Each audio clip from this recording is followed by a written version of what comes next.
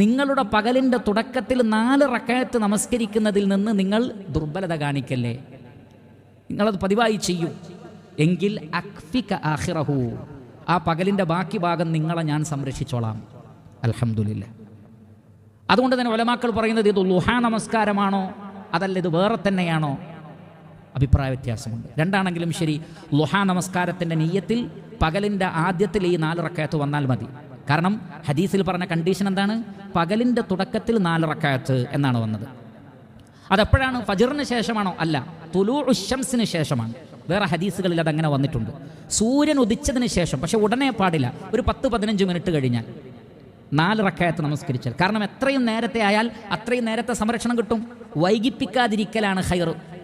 അതാണ് അവ്വലുൻ നഹാർ, പകലിൻ്റെ തുടക്കം, അത് ഏറ്റവും തുടക്കമാവാൻ ശ്രദ്ധിച്ചാൽ അഖ്ഫിക ആഖിറഹു എന്നാണ്. ഞാൻ മതി നിനക്ക് ആ ദിവസത്തിൻ്റെ ബാക്കി ഭാഗങ്ങളിൽ നിന്ന്. അൽഹംദുലില്ലാ, അഖ്ഫിക അല്ലാഹു പറയുന്നത്, ഞാൻ മതി നിനക്ക്. റബ്ബിൻ്റെ സംരക്ഷണം ഉണ്ടാകും ഇൻഷാ അല്ലാഹു തആല.